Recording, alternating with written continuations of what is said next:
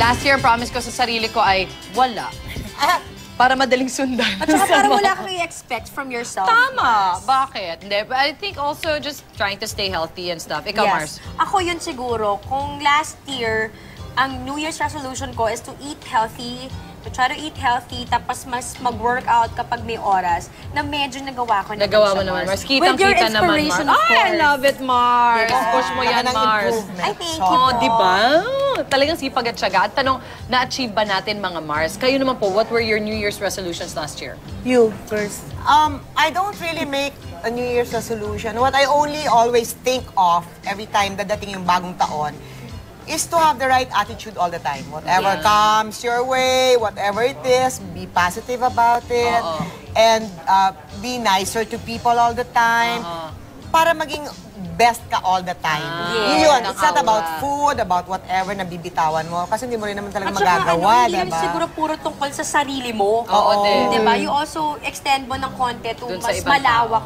And always, parang I wish I could always share what talent I have to other people. What else can I do? What else? Parang ganun lang. Yun ang iniisip ko.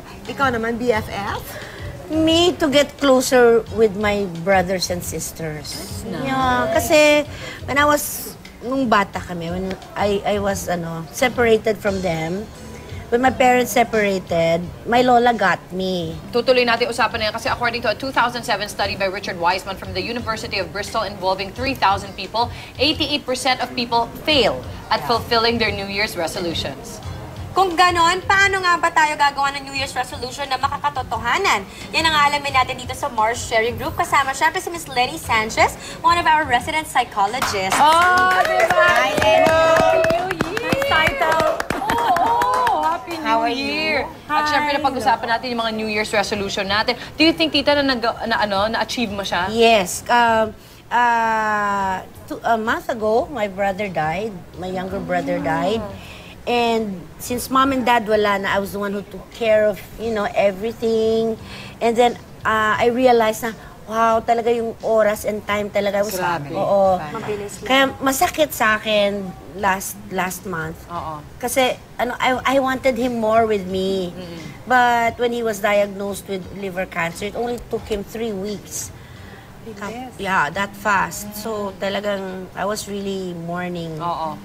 But then, Kasi kung noon pa lang kasi kayo nag-start to be Yeah, noong time na malapit, alam ko nang malapit na siya, para bang, pwede mong ibalik ba yun? Ayoko ganun ka. It was really hard for me. I know, but life has to. Yeah. And I'm sure it taught you a lot of lessons also. A lot. And then, parang ngayon, it's about family na eh. At the time of yung age ko, age, di ba? Parang I'm trying to catch up with family. Just to value the time together. And I don't want na dun sa family ko ngayon with my children, ayoko mangyari yun. So, yun yung napakalaking lesson na na-learn mo pala noon. Yeah. Miss Lenny, in your field of expertise, how does writing resolutions help us in turning a certain mindset into action? Writing because you can post it. Or lagi mo nakikita, or journal. And then the next year, tingnan mo. Checklist. Alin yung nagawa mo o hindi? Lagyan mo ng pegs, mga pegs. Pwede. Parang pass. Pero actually, sabi ni Susie kanina, parang normal lang naman yung hindi ka gumawa kasi ginagawa mo naman lahat. Tapos narinig ko rin yung priorities ngayon. Actually, gumagawa tayo ng New Year's resolution. Ito yung mga priorities natin for the next year. Not only personal, but also work-related. Pati sa career natin, pati sa personal or family.